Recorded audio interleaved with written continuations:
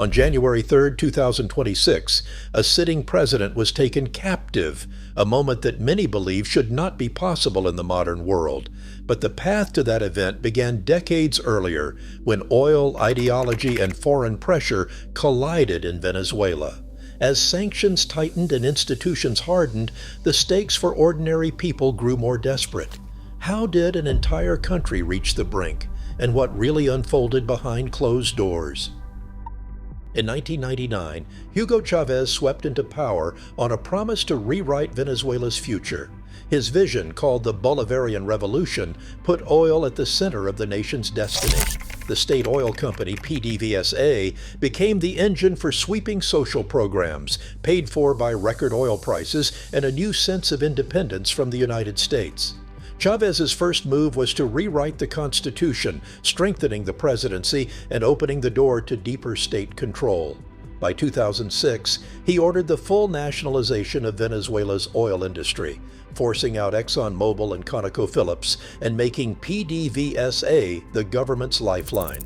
Oil production soared to nearly 3 million barrels a day, but the United States watched as its influence slipped away. Chavez forged close ties with Cuba and Iran, exchanging oil for doctors and technology, and challenging the United States-led order in Latin America.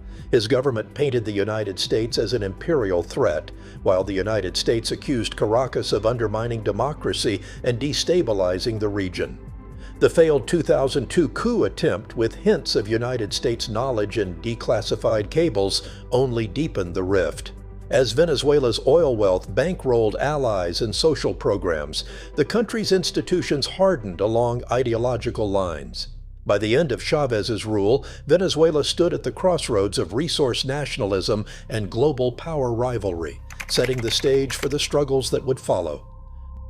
Nicolas Maduro inherited a political machine built for loyalty, but his hold on Venezuela would be tested almost from the start. By 2017, opposition lawmakers controlled the National Assembly, threatening to block his agenda. Maduro responded by calling for a new Constituent Assembly, an extra-constitutional body with sweeping powers to rewrite laws and override existing institutions. The move bypassed the opposition entirely. Most rivals boycotted the vote, calling it a sham. With just 41.5% official turnout and widespread reports of irregularities, the new assembly was packed with Maduro's allies. Within months, it stripped the National Assembly of its powers and began purging opposition figures from public life. Control over the courts and the National Electoral Council followed. Judges loyal to Maduro disqualified or jailed opposition leaders, while the National Electoral Council, stacked with government appointees, set the rules for every major vote. In 2018, Maduro called a snap presidential election. The main opposition parties refused to participate, denouncing the process as rigged. International observers, including the Organization of American States and the European Union, refused to recognize the results. Maduro claimed victory with 67.8% of the vote. Turnout was the lowest in decades, and the outcome was rejected by dozens of countries. By silencing critics, sidelining lawmakers, and locking down the electoral process, Maduro created a system where dissent became dangerous, and power flowed through a tight circle of loyalists. These actions would soon draw the attention of foreign governments looking for ways to break that grip. By 2015, U.S. officials turned to the Treasury Department's sanctions toolkit to squeeze Venezuela's ruling circle. Executive Order 13,692 named 7 top officials, freezing assets and blocking access to U.S. banks. Within 2 years, the list grew to include dozens of judges, military officers, and PDVSA executives. In August 2017, a new order barred Venezuela from issuing new debt or equity in U.S. financial markets, cutting off vital cash for the government and its oil company. American banks and insurers, wary of penalties from the Office of Foreign Assets Control, began closing accounts and refusing to process payments tied to Venezuela. By January 2019, the sanctions hit PDVSA directly, freezing billions in overseas revenues and paralyzing Venezuela's main source of hard currency. Oil shipments stalled as tankers lost insurance and buyers backed away. International banks, even those outside the U.S., faced pressure to block transactions. These financial choke points starved the government of dollars, leaving hospitals short of medicine and businesses unable to import basic goods. The sanctions regime became a slow, relentless vice, tightening with each new designation and enforcement action. On March 26, 2020, the U.S. Department of Justice unsealed a sweeping indictment in the Southern District of New York.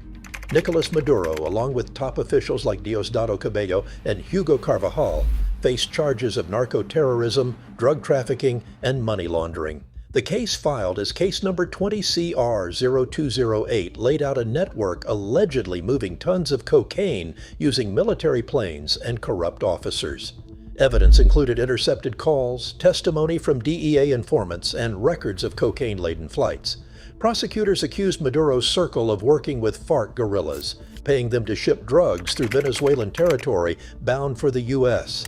The indictment offered a $15 million reward for Maduro's arrest, later raised to $25 million, and froze assets linked to the regime. While no extraditions followed, the legal case became a tool to isolate Maduro internationally, replacing the need for direct military action. Behind the scenes, U.S. officials revived Cold War-era tactics, including back-channel outreach to disaffected generals, leaks of classified intelligence, and covert support for opposition figures. These methods echoed declassified CIA operations in Guatemala and Chile, where regime change unfolded through law, propaganda, and shadow networks rather than open conflict. In a Caracas hospital, a mother waits for insulin that never arrives. Her son's diabetes grows harder to manage with every passing day. The medicine was ordered months ago, but the shipment is stalled, trapped in a web of banking restrictions and compliance fears tied to U.S. sanctions. According to a 2019 report by the UN Special Rapporteur, the delay stretched for 6 months. In that time, doctors rationed dwindling supplies, while patients faced mounting risk. Humanitarian workers describe a daily struggle: clinics without antibiotics, children missing vaccines, and families forced to barter for basic treatments. UN data from 2024 links these shortages directly to sanctions, noting an 80% drop in insulin imports since 2018. While official waivers exist on paper, the reality is different. Banks and suppliers, fearing penalties, turn away even humanitarian shipments. The International Commission on Human Rights has documented dozens of similar cases, each one a reminder that policy decisions ripple far beyond government halls. For millions, the consequences are measured in lost time, worsening illness, and lives put on hold. On a summer morning in 2022, a single tweet claimed Nicolas Maduro had been captured by United States forces.